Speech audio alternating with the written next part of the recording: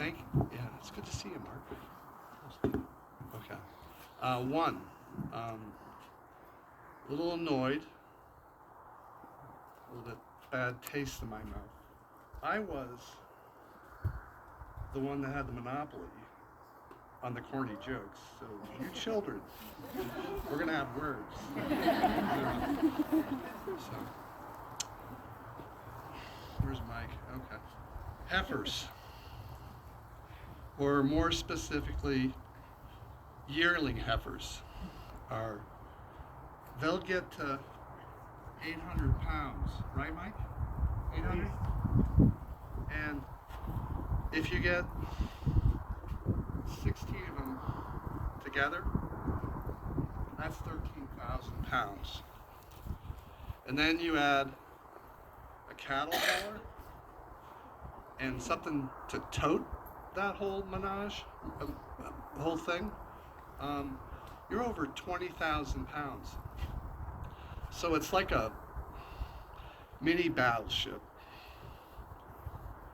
And I had a date. I had a date at the Last Dollar Saloon on Friday night at 6 p.m. sharp. And the only thing that stood between me and my date that I'm very punctual about was about 115 miles of pavement, and somehow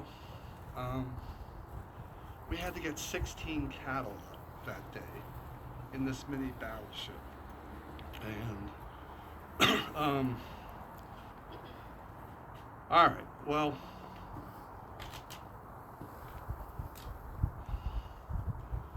we pulled the whole thing together.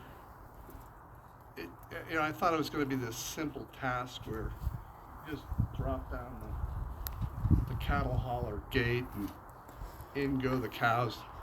Not happy. They weren't having any part of it.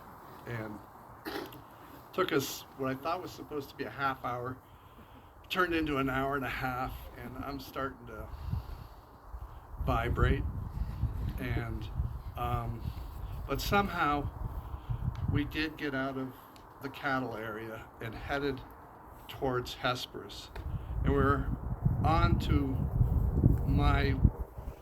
where I needed to be for my appointment. And I had just met Glenn and Scott that year, and so I was trying to be, I was polite and reserved. Little did they know.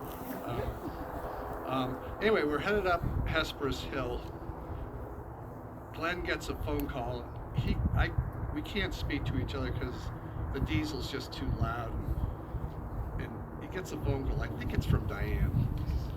And before I know it, instead of traveling to Mancus, he's taken a broad turn, and he's turning around this mini battleship, and he's headed back down Hesperus Hill. And I'm really agitated. And this is not we're not going the right direction. Anyway, I can't speak to them. They can't hear me. I just have to observe, and hopefully we're going to be turning around sometime soon. We get to the tech center just a little bit beyond Twin Buttes, and Glenn gets out of the car. He's got 2 pillows in his hands. What the hell is he doing with 2 pillows? Goes up to the door. The Pauls have another property down there. I think it's Scott and Heidi Ray, or Ree. Well, she was going through cancer treatments, and the Pauls were, I don't even think they thought about it, but they just gave them the condo for however long they needed it for. And the pillows were because Heidi was having, trouble with all the chemo. Best she had enough pillows. And So anyway, the takeaway of that whole thing was, one, I was a real schmuck that day. And second was, that's where I think I reclassified Glenn, Diane, the whole family, at what I knew of them. They all got reclassified to virtuous in my eye. I've never seen such an estimable event by someone.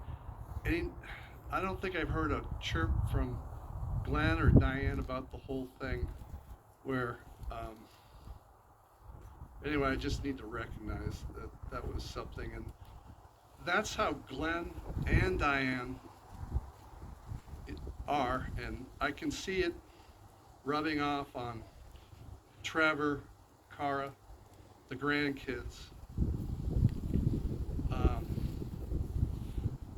for the short time that Glenn was on this earth, he really did do a lot and changed a lot of hearts and minds.